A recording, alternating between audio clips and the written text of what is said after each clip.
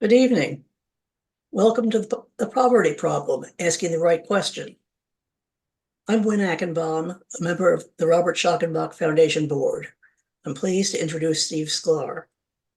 RSF board member Steve Sklar has taught courses on Henry George's books at the Henry George School of Social Science in Manhattan and has given talks about George's ideas in Maplewood, New Jersey and Arden, Delaware. He was introduced to George's ideas by his parents when he was a teenager. His father, the late Dave Sklar, taught a course on George's magnum opus, Progress and Poverty, at the George School for 17 years. By day, Steve practices immigration law. His hobbies include improv and storytelling. Steve? Thanks, Wynn. Good to see you and everybody else. So I thought I would start by revealing some props because we need audio visual in any kind of a Zoom presentation. So this is number one, okay? This is number two, okay? Got it? And here is number three. Okay, and if nothing else, I'm hoping that by the end of this presentation, before we have a discussion, you'll understand what these objects may have in common, at least for purposes of this talk. All right, so I'll start it here. About a month ago, April 5th to be exact, we had an earthquake that registered 4.8 on the Richter scale in New Jersey, which is very unusual for New Jersey. We haven't had anything like that for maybe 200 years. I felt it. A lot of people felt it. I was sitting in my dining room at the time, and the house started rumbling, and I thought, oh, there's a truck passing by. And then as the rumbling got deeper, I thought, oh, that's a big truck. And then a little bit later, I'm like, is the truck in my driveway? And then I realized, oh, I know what this is. This is an earthquake. And then I wondered, are things going to start falling off the shelf? And 30 seconds passed and it died down. I mentioned this just to introduce the concept that the world is a confusing place, not just in these apocalyptic times when a 4.8 earthquake in New Jersey can feel like comic relief compared to the news. We have wars, we have killing, we have hate. And, even at other times, it's been very available to human beings to wonder what the heck is going on. But every now and then, there are people who have an insight into the workings of the world, a breakthrough in understanding about how things work. And I thought I'd mention two examples before I get to the main one, Henry George's insight. So again, a personal story. I was in law school at Boston College Law School in the mid-1980s when I was renting an apartment, my second year of law school in the Beacon Hill section of Boston, a little apartment. I remember, just to set the scene, there was a shag rug that was kind of a 1960s vibe that it gave off. Browns, yellows, reds in there, a multicolored deep pile shag rug, classy. So I'm standing on the shag rug in my apartment in front of a stereo amplifier that had two phone plug 1/4-inch inputs, one for headphones and one for microphone. And I'm standing there and I had a thought that came to me in an instant. The headphones were, in fact, these very headphones. And prop number one, you'll remember.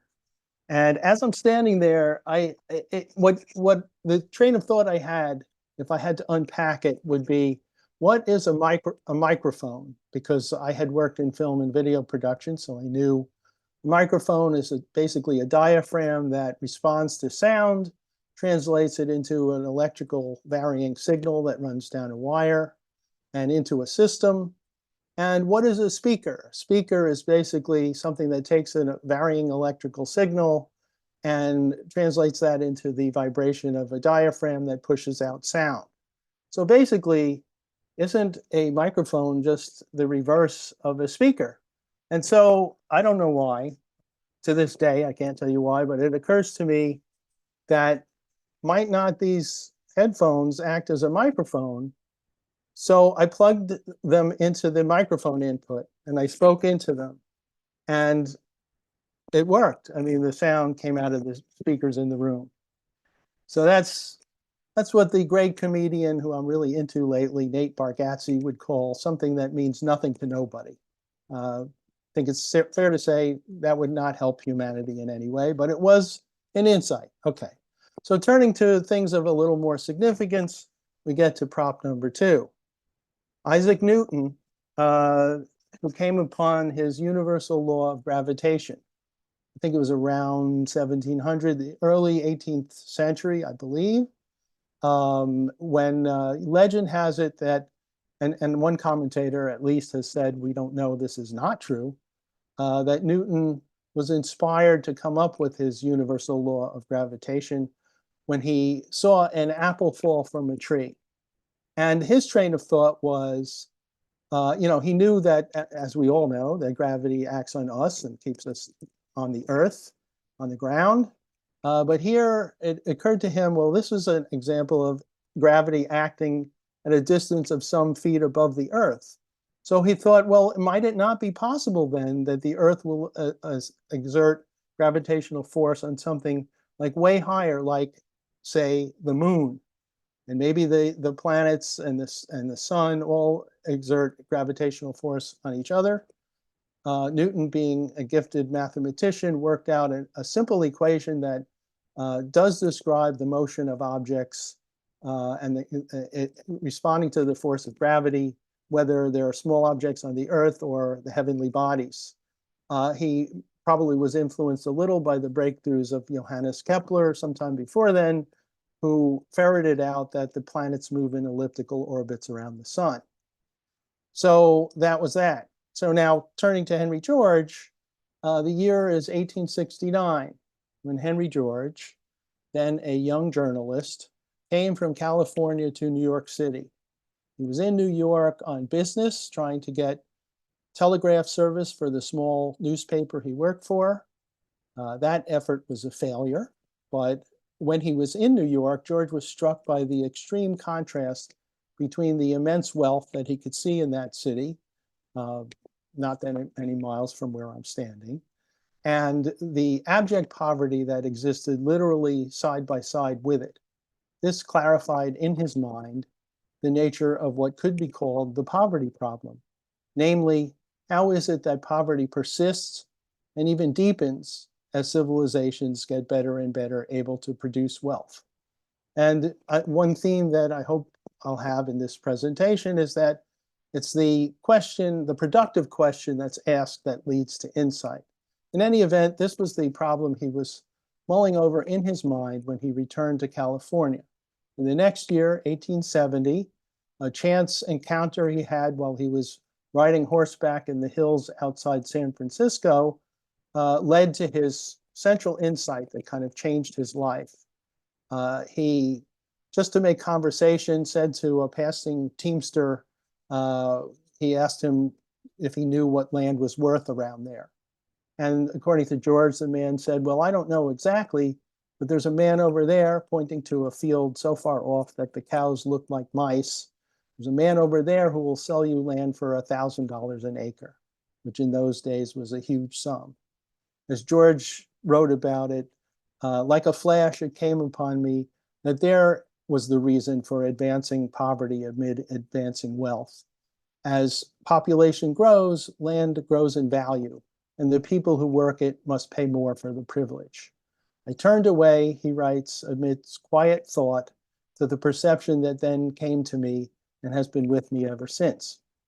Well, that's probably an understatement. It changed his life. He went from being a locally known journalist before that insight to later becoming kind of a household name around the world. In the ensuing years, he worked out in his head and in a number of writings and speeches the understanding that was comprehensive of the workings of the world in its economic aspect. His book sold in the millions of copies. unusual then as now for an economics book. And he also became, his admirers included leading men of the day.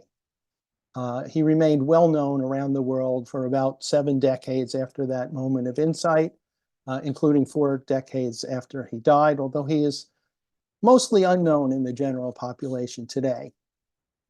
So, what he worked out was that the problem with poverty, the reason that poverty persists and deepens as civilizations advance in producing wealth producing ability, is that the benefit of that advance basically is taken up where land is subject to private ownership, as it has been for hundreds of years in most of the world.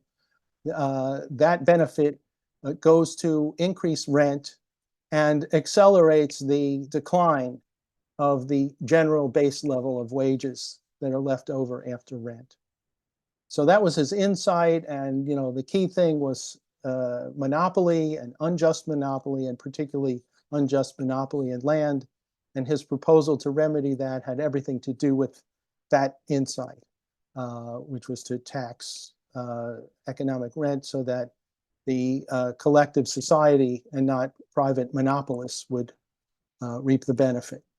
So that was George, that was his insight, that was his central question. So now, the next little bit, I thought I would consider what were the questions that some other major sort of notable economists have asked themselves. So let me first start by considering John Stuart Mill, who in 1848 wrote The Principles of Political Economy and was a leading economist, as you may know. So Mill asked a question that was rather similar to the question that George asked. In fact, all of the people I'll mention were, as you might hope and expect, concerned with poverty and how to alleviate it. But the details of the core questions they asked, differ from George's. So one of the main, maybe the main question that Mill kind of asked himself was, why is it that as population increases, the average amount of wealth available to any particular person decreases, even where it's possible that society has increased its ability to produce wealth? Sounds pretty similar to George's question, but the emphasis is just a little, and I think significantly different. Mill's emphasis was on population growth more than George's was. And also his emphasis on the tremendous increase in wealth producing power was less strong than George, as George formulated his central question. In any event, Mill's answer was essentially the reason for that was what he called the niggardliness, meaning the stinginess of nature. He also referred to something called the law of diminishing returns in agriculture. Essentially, he said, 2 things. He bought into the prevailing economic theory called the wages fund theory, that wages are paid from a pre-existing stockpile of capital set aside for the payment of wages. And also, he was a subscriber to the Malthusian theory, essentially that human population, by the nature of nature, has a tendency to increase faster than the ability of nature to support us. And I mention this mainly because it's relevant to this talk, but it also gives me a brief opportunity to do an Arnold Schwarzenegger imitation. I like to think that, so George did not agree with Mill's conclusion. And to put it tersely in Arnold's voice, I think George's reply boils down to, no, it isn't nature. So thank you for letting me do that. Moving on, we will now talk about Karl Marx, who was a contemporary of George. Marx in Das Kapital, writing a little before Marx and a little after. As best I can make out, Marx's central question is, how can we end the oppression that is visited on lower classes or working classes by the upper classes or wealthy or ruling classes? And I think the answer that he comes up with is partly by revolution of the proletariat and partly by having the collective society control the means of production. So that's Marx's take.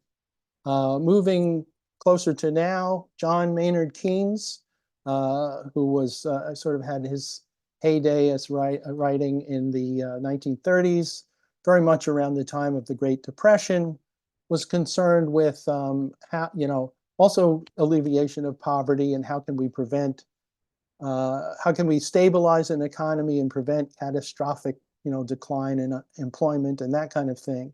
And he looks to monetary policy, among other things, but that was a big thing he looked at. And comes to the conclusion that, for example, when prices rise, government should lower interest rates and vice versa. And then coming to much closer to today, a contemporary of ours, Joseph Stiglitz, who won the Nobel Prize with two other people for economics in 2001. Stiglitz is an admirer of George's thinking, but his main sort of thrust is that the flow of information and access to information that has economic significance, he addresses himself to that and what can that do to alleviate poverty and unemployment and so on. And his position is that there's an asymmetry in access to economically significant information in transactions, in business, in parties that deal with each other in the marketplace, and that government should have a policy to make access to such information more equitable. So different questions, different answers. Now, to those of us who feel that George's insights were not only unique, but also uniquely valuable in a way that others weren't, or whether you agree with that or not, I thought I would, as a last sort of topic in this presentation, before hopefully we have some discussion, just talk about, what is it, what was the time and place that made it possible and the conditions for George to ask a question in a way that nobody that I'm aware of, either before or really since, has quite asked this economic question that he asked. And I think there are a couple of things historically and also in his personal life that kind of made conditions right, just as my film production background made it possible for me to stand on a shag rug and invent the fact that headphones could be used as a microphone, but possibly with more significance for George. So George lived at a time, for one thing, during the closing of the American frontier. So this brings me to the third prop. This is wait for it. The fact is, around the time that he had his central insight was around the time that the Transcontinental Railroad was completed. And, so it was kind of the closing of the American frontier. And I'll just bring this back again in an artful manner. I hope that was artful. So that was one thing. It was the closing of the American frontier when George sort of had his major insight. The other thing was that, similarly, there had been great advances in his lifetime, as he mentions in the assigned reading, which maybe some of you have done, prodigious increases in wealth-producing power. For example, the advent of steam, which doesn't seem like much to us today, but that was a big deal back then. And electricity, which is, that's big. So that came in when George was sort of alive. And then a third thing was that his personal history, he lived in a number of parts of the US that were in different stages of development. So he could feel and he could see that and experience it. Grew up in Philadelphia. As I mentioned, he did do that visit to New York City, which was very developed compared to other places then as now. And he also lived for a good amount of time in San Francisco, which was a new developing city. So he had that was his background. I think that really contributed to his ability to formulate what I call the poverty problem, the question that he posed, which he, refined somewhat after his initial formulation of it to be, why does, in spite of the increase of productive power, do wages tend to but a bare minimum that will just give a bare living? Or sometimes he calls it the starvation point. And when he says that, he's talking about the base level of wages. I mean, particular individuals can do much better than that, but at the, the most common sort of lowest production level that is super necessary for production of wealth, the base level of wages, George sees, tends to fall despite progress to that level. The subtitle of George's major book, Progress in Poverty, that the reading is taken from, is an inquiry into the cause of industrial depressions and an inquiry into the increase of want with the increase of wealth. So, these are just things I wanted to get out there for as food for thought, kind of the idea that, for an insight that into the workings of the world and greater understanding of that. What's necessary is to be in the right place at the right time with the right sort of mental background and knowledge, and also an inclination to solve a puzzle and the mental capacity to do so. And it occurs to me that obviously there's quite a range. You could have this moment of insight and just come up with the fact that headphones can be used as a microphone, or maybe you're going to do something to solve the poverty problem. I mean, considering how delighted I was when my voice came out of those speakers in that moment on the shag rug, I can well imagine that an Isaac Newton or a Henry George must have been pretty darn thrilled to have their moment of insight. So that's my presentation, and hopefully we'll get some discussion going. We have some questions we can throw out, but if there are any questions or comments, happy to chat. And thanks for listening.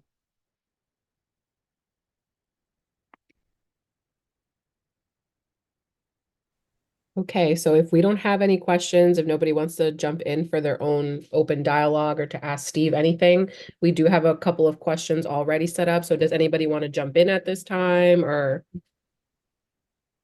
Mark, it looks like? Yeah, hello. I've known about Henry George for a couple of decades. Oh.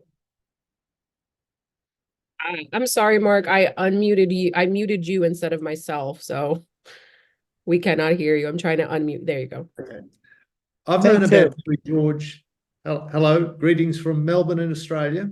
I've known about Henry George for a couple of decades, and what's always disappointed me is my inability to impart my enthusiasm for his teachings to other people. And it seems like you've got about 1 minute to tell them why it's good and why it makes sense. And I've never managed to boil it down to 1 minute so I could actually get someone else excited about it. Do you have any insights on that, how we can explain briefly what Henry George is about? Well, Mark, not to disappoint, but not only am I devoid of insight, but I want to say amen, brother. So just to give you an example of how much I experience what you do, I think my record, so I've taught a couple of courses on Henry George's writing at the Henry George School of Social Science in New York City. And over the years, my friends and family have heard me, including at least one person who's listening now, mention this kind of stuff. And I've been able, I think my track record of sparking interest is not zero, but it's pretty low. I mean, I think I've done better in general in the classes I taught to strangers. Not that there were a huge number of classes, but then I have with, let me say, certain people who have a spousal relationship to me. Let me put it that way. The reaction I tend to get is either overtly or covertly, will you stop?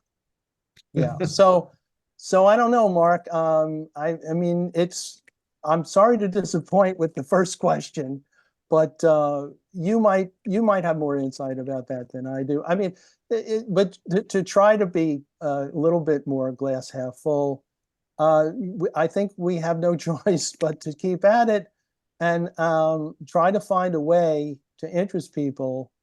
But I think there, my father, the late Dave Sklar, one thing he used to say, because I took his course, I had to as a teenager.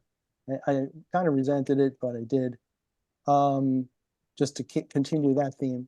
One thing he would say to people, like almost in the first of 10 sessions on progress and poverty, was that what you're going to be exposed to now may very well put a crimp in your relationship with all the people that you know.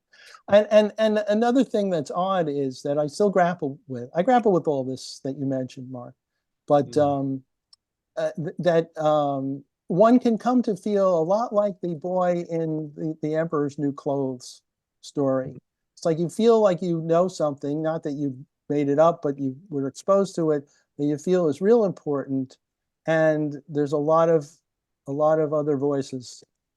So I guess we have no choice. You just have to do what you can, even if it doesn't seem like it's going anywhere, to keep those ideas alive in the world. And if anybody has an idea how to solve this problem that Mark raises, I'd be love to hear it. Thank you. Yeah. I hope that helps. I can really relate to the spousal thing. Yeah. Yeah. Mm. Looks like we have another hand raised. David, yes, go ahead. Well, thank you. Sure. Well, my take, first of all, on the very important question you raised, Mark, is that when Henry George went to London a few years after the publication of Poverty and Progress, he found that his ideas resonated with some parliamentarians there, not necessarily in the way that he imagined or wanted them to, but in general, and this could fall back on what Steve was saying earlier about development of urban areas and cities, and George's ability to go from New York to San Francisco and see distinct differences. For example, London being a much older city, what happened there was folks immediately recognized that, well, yes, what you're hitting upon here is that our real estate speculators and landlords and investors are among the most rapacious individuals in our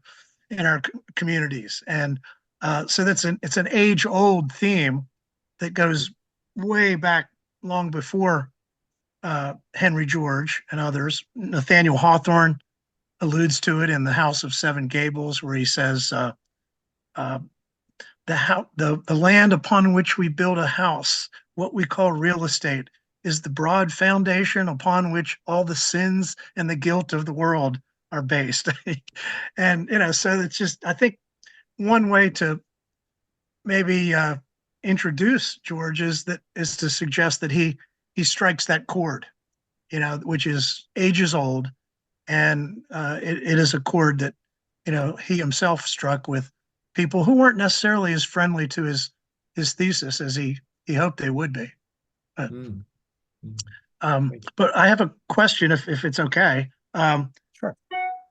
One of George's early, I wouldn't call him a detractor, but critic, was Richard Ely at the University of Wisconsin. Ely is known to later generations as kind of like the father of the idea that income taxation is the fairest way to tax based on ability to pay. And he developed a framework of analysis to explain why he thought that was the most suitable way to provide modern governments and their foundations and civilization built upon that.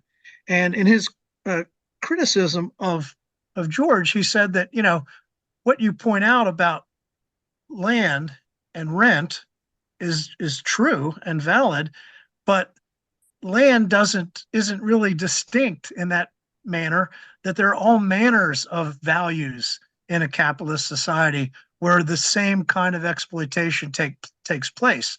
And I think this is why Ely fell more upon income, because it was more neutral and it covered all of the values from land to capital to, you name it. And then when George endorsed William Jennings Bryan in 1896, one of his first comments about, in response when a friend asked him was, well, yes, I think, he gets it, and he's a friend to the working man, and, he appreciated what he represented in the populist movement. But he said point blank to one of his friends, I don't like the income tax, and I don't like free silver. I don't think it's, worth fighting for. Steve, why do you think he had that kind of a reaction to what was still a nascent movement to establish our first income tax regime, but nonetheless, floating in the air at the time? When you say he, are you talking about Bryant or are you talking about George? George. Yeah, well, okay. So I mean, I can't tell you for sure, but my take on it from reading his books is that the understanding that he works out about the relationship between three factors of production, land, labor, and capital, and he sort of defines those more clearly than other economic writers. And the way he understands that dynamic points to the role of land monopoly in subverting the workings of an economy. So once he sees that, I don't think it's logically possible for him to feel that it's income in general that needs to be manipulated. It's more, as he points out, I mean, Marx kind of did too, but in a different way. It's a matter of the distribution of wealth rather than, the production of wealth or wealth itself in the form of income. So it's just his understanding of the sort of structural dynamics of the workings of an economy that generates why his view is different and at odds with an income tax. It's true that he wasn't a Malthusian, and so he was very sanguine about, our capacity to exploit natural resources. But it may be that land was the one that kind of got gummed up the works, so to speak. Well, that was his central insight, and I think kind of grew out of the way he posed the question. It kind of pointed to that in a chance encounter. Once he saw that was his take. Yeah. Any other questions out there? Any or comments? If not, Stephanie, feel free to throw one out. But Looks like Mike Curtis has his hand up. Okay. Yeah. The All right. Can you hear me inimitable now? Mike. Yes, Mike. I assume you do want some discussion here. Sure. The income tax, of course, is paid largely out of rent, but and it's probably the only way you could get enough revenue in order to run a large country.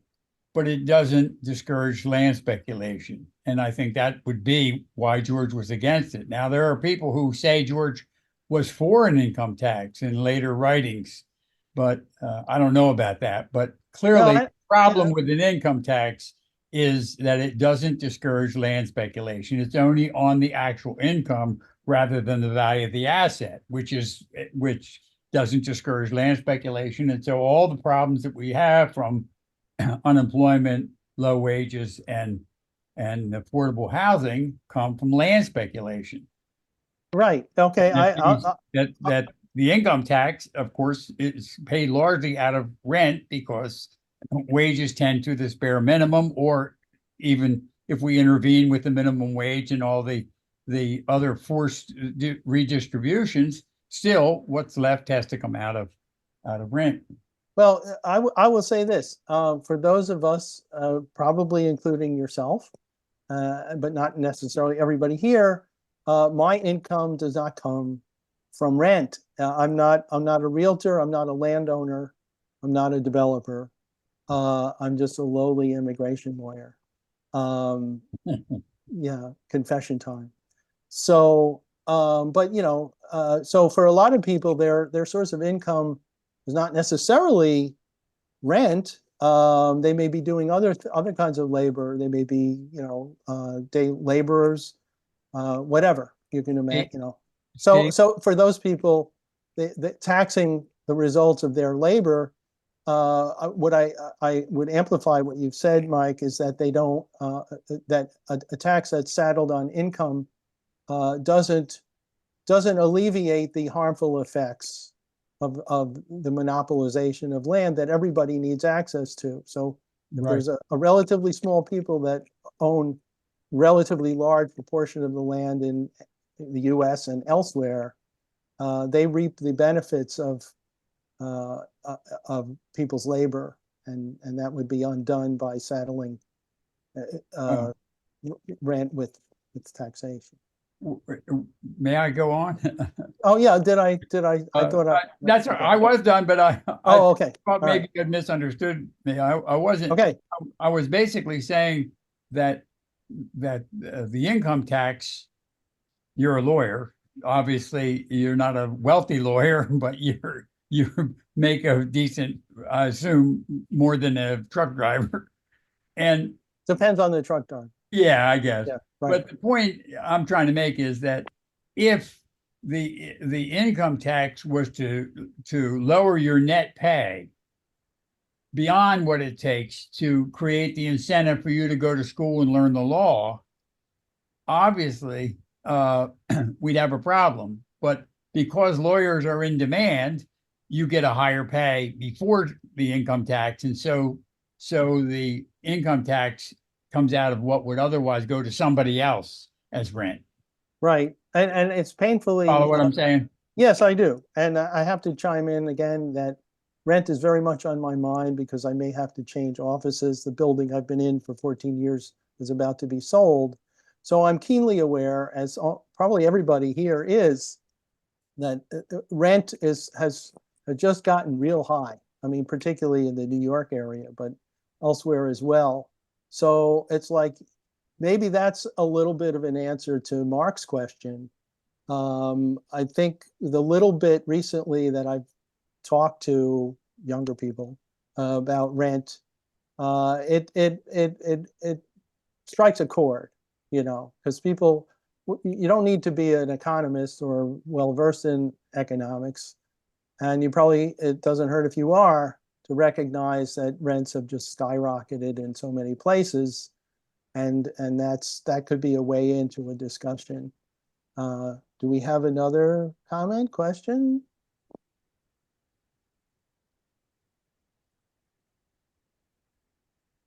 Mike, if you unmute yourself, I have a question for you. He's muted. There. Yeah, there you Okay. go. There you go. Mike, do you think what you said about the income tax Brendan next. is has to take into account what was happening circa 1886, 1896, and George died in 97, of course, before we got our first permanent income tax. But we didn't really have a mass income tax until 1942. And on the other side, when you look at property tax valuations of the era, most people were tenants. They weren't owners. So in some ways, the property tax as envisioned by the founders, and you can see this in the Federalist Papers, it was a proxy for an income tax. Do you think that matters, and that we should therefore size it up differently in 2024? I'm not sure I understand the question. Well, in other words, the reason I think what you said is true during George's era, and that is that an income tax would not dampen speculation in land, is because the income tax that existed, and there was a temporary one in the 1890s, there was a temporary one in the 1860s, but we didn't have a permanent one until 1913, and even that one was very thin until 1942, when it was changed because of World War II. So what I'm saying is that, well, of course, it's not going to touch speculation. It's not going to touch inland. It's not going to touch business activity in any material way because it was so small and inconsequential. But when you have 91% marginal rates in 1944, maybe that makes a difference. I don't think it does, simply because if you had no income from the land, you were just holding on to it, you didn't pay any tax at any rate. And I think that's true today. Yeah, I And agree. that's why our politicians will tax anything that moves, but Well, not yeah, people. and Jane Jacobs, of land course. tax. Yeah, But Jane okay, Jacobs. David, let me just jump in. Yeah. David, let me jump in. Let's give Brendan a chance to say something because he's been waiting patiently. Yes. Thanks for everything. First, want to thank you for getting me to reread the introduction and the chapter 1 for homework. I had to go back to my notes and everything else. And if John's assumptions in those 2 sections that you asked us to read are still true, so what is happening today with the fair distribution of wealth? That's my first question. And to our friend from Melbourne, Australia, what do we say to young adults when they can't afford, the rents? I'm in Ottawa, Canada, and the rents are going up and up. When they can't afford that, and I ask people that are under 35, do you think that you're going to ever own a home? And they say no.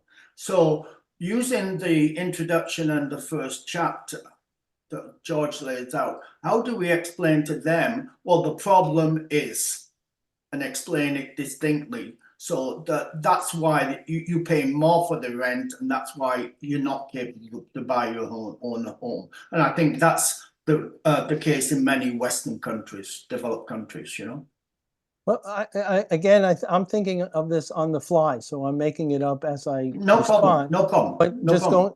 going back to it, I think that you have to talk to people where they live, and nowadays rent is a big issue for a lot of people. So if you start the discussion there, and you talk about how have rents increased so much? Why are they so high? How is that possible? That may be a way in to then introduce these ideas. I mean, I don't have a better idea than that.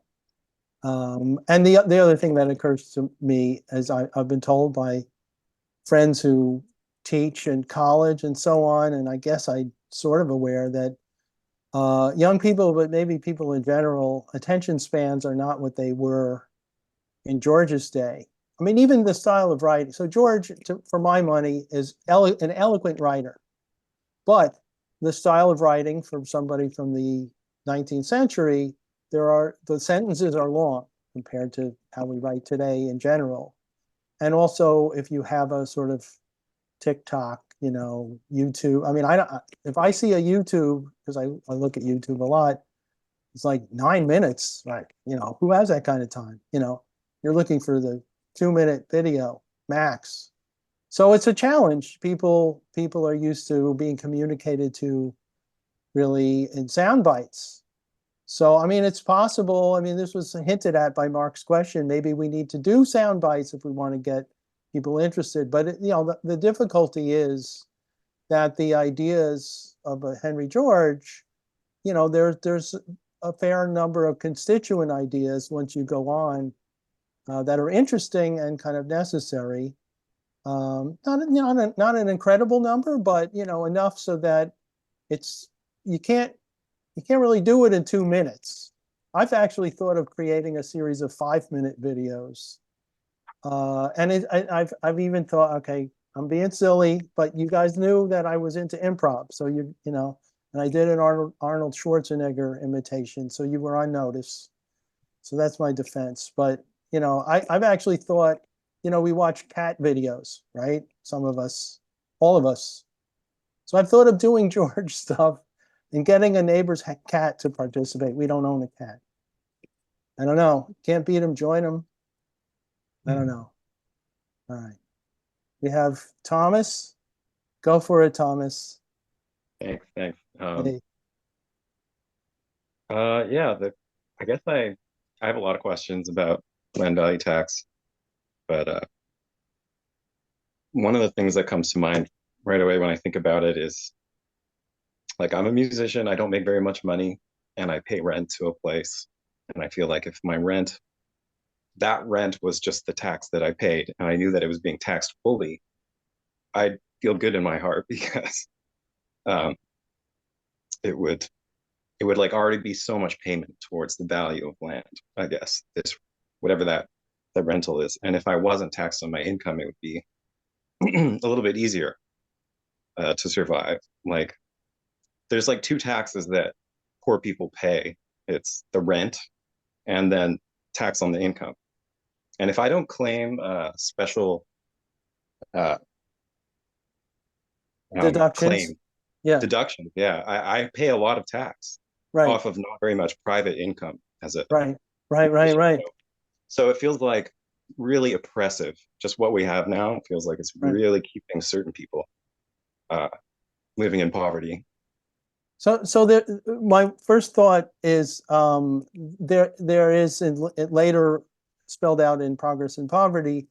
There's another dynamic that George talks about that Mike sort of alluded to, which is that because rent is not particularly taxed or not especially taxed, and there's not really much of a penalty for holding on to land and not using it and speculating in it, there's a tendency that George sort of lays out for land speculation, which has the effect of driving up rent. And land that is needed, that's held out of use, sort of drives up rent. And as rent is driven up, the amount that you have to pay as a musician or anybody who's not a land developer or land monopolist, the amount that you're left after rent decreases.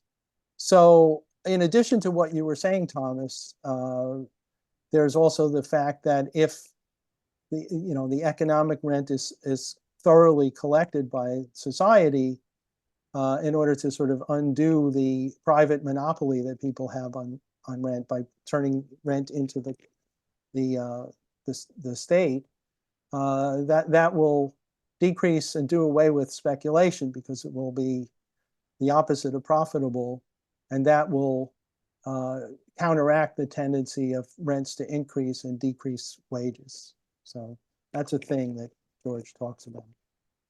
I think there's another hand out there. Is that Edward? Ed?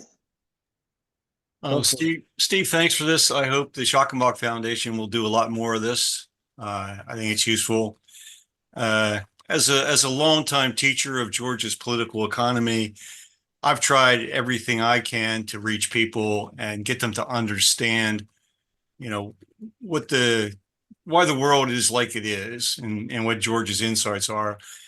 So I just thought I'd offer two things in explanation of what I talk about with George. One is to always distinguish between earned and unearned income. And this is, I think, important. And this is why the income tax is not the best solution, because the income tax will always tax earned income. Now, that said, I've argued for a progressive income tax given the current state of affairs. Since we actually publicly collect such a low amount of land rent that, well, we ought to try to get more of it, and a progressive income tax could do that. But let's start with exempting all incomes for most people. So maybe start the income tax at the national median income. So in the United States, that would exempt everyone who makes less than $60,000. Eliminate all the other exemptions and deductions, and then impose a progressive rate of taxation above that exempt level. And you're going to get, as you get up in that category, you're going to get mostly unearned income. And even if you get some earned income, it's going to be coming from people who aren't going to miss it. Okay, that's one thing that I tried to talk about. I don't know if Mike would agree with me or not, probably not. But the second thing is Right about that. equating people who live as renters in an apartment for their entire life and their inability then to save for the most part, equate them with sharecroppers, that they're really urban sharecroppers. People who came from the South, blacks, people from Appalachia who came into the cities, became tenants in really terrible housing. And what they're basically doing is being urban sharecroppers, turning over a significant portion of their rather nominal minimal wages over to an absentee slumlord. And we still have a lot of that today in our cities, that people are basically urban sharecroppers. And that sort of gets some people to understand that that people who live in those conditions are being enormously taken advantage of. And what I like about that second thing in particular is that, it has an emotional content that you can relate to and sort of counteracts the normalization of the dynamic that we see as unjust. Right. But the other thing I wanted to say about the progressive income tax, my sort of reaction, sort of drawing on whatever if Henry George's writings is in there, is that so he was not in favor of appropriating, the excess wealth that a person earns because they're either harder working than another, or more talented, or even more lucky.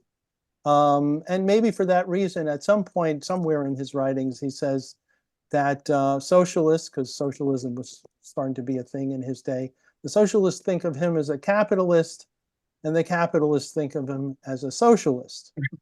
So he's really an anti-monopolist.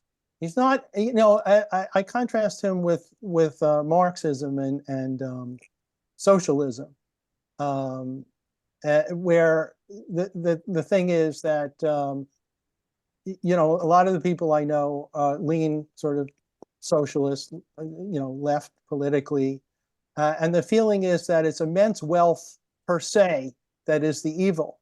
And George didn't see it that way. It's like, how did you come by your wealth? I mean, often, as he points out, people who have immense fortunes do not come by it honestly.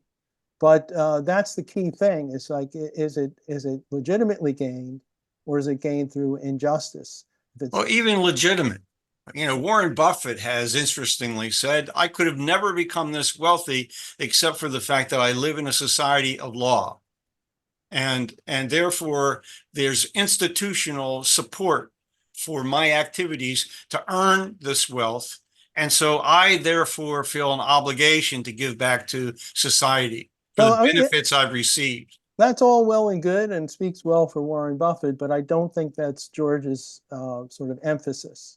I don't think he holds it against people if they're wealthy as such. It's more, how did they come by it? If they came by it by a species of theft, not good.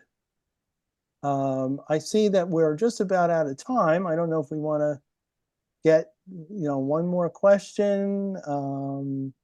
Yep, Stephanie? we can get one more question in, and we'll be One more. wrapping up at 8 o'clock. Okay, all right. Who wants to throw in something? Who hasn't spoken? Yeah, I go have ahead. someone in Yeah. the chat that's been kind of Okay, all right. chatting. Yeah, go I for believe it. Quisia Gonzalez. So what she's saying is, for what I'm hearing, the idea of land value tax being explained is only the basis of capital. Is it like we accepted the rupture of the factors of productions, the direct relation land labor, and we do not value labor proportional participation in wealth creation? So I ask everyone, is there any problem to consider capital the first factor of production and land just a mean and labor part of capital? So I think that was like a 3-part question, but Well, I can throw in a comment unless I've cut you off, Stephanie. no, that was it. That was it. Okay, all right. So, I mean, I'm not sure I have the clearest answer, but my reaction is that one fairly interesting thing and a big theme that's even hinted at in the sort of signed reading for this is George sort of clarifies the distinction between land and capital. I mean, land he defines as the natural world, essentially, before acted upon by human labor in order to produce wealth. And capital he defines as a species of wealth that is used and held from consumption, used for the production of more wealth. So to George, all I can say is he sees a clear distinction that is actually vitally important to the understanding of his thinking between capital as such and land. And a crucial distinction, because otherwise his central insight means very little. So I'm not doing a brilliant idea, but maybe we have to leave it there just for time, which is a cruel thing to do. Go ahead, say what you want to say. Yes, the reason why I asked that question is because after living more than 30 years in the United States, I realized that the human factor is not being considered in order to solve the problem of poverty. And yes, it's really crucial. And what I have seen, having been teacher of Henry George School for 11 years, I taught progress and poverty and also human rights. And that's the reason why we have so many problems in human rights. We have Israel right now, they're fighting for land. My own country, always I have been speaking, I'm from Honduras, and the land grabbing is a problem. All around the world, the problem is land, the grabbing the land. And then whoever defend the land possession or their own right to land is not being for a small class, the upper class has the way to cut on that intention. And it's indigenous people, it's poor people, the majority, they don't have, and I'm seeing that right now in New York, where all that bunch of people that have come from the South, and also it's happening in Europe, is the problem of natural resources and land. So why we're not seeing that perspective and how eviction of people from the land and dispossessed from the right to use the land is the real cause, as Henry George observed as his early years in California, and we start seeing with the creation of the railroad, how people started to be marginalized. And what prevents, so my final question would be, what prevents us to turn upside down or put it back in the right way? That connection, and those of you that know about Marxism, is that is 3 factors of production. And there are 2, Henry George said, there are 2 main and first factors, which is land and labor. Well, let me jump in, because just for time. Sure. Mm-hmm. And I don't have a great answer other than what we are doing right now, which is this discussion and trying to make it public, is the best I can think of. There may be other things, but I love to maybe end this just on the note and the vibe that you are introducing, humanism, and that kind of thing. I mean, I think George was a humanist. And so I don't have like a brilliant answer, but I love the question. And maybe that's good, because this is all about asking the right question. So thank you. I appreciate it. you have kind of the last word. Mm-hmm. Yes, thank you so much for sharing. Mike. And for everybody else, I did include in the chat, because we had a question about where would this conversation then be. We'll definitely get it up on YouTube. Everyone who signed up for this event will also get the recording once the recording is all edited and set for you. And we will also send out a post-event survey, so you can give us feedback on what you learned here today, what you'd like to see more of, so we can definitely keep these conversations going and meet the needs of the community as well. So thanks, everyone. Thank you, Steve. Okay. Thank you so much. All right, everyone. Have a great night and thanks again for joining us.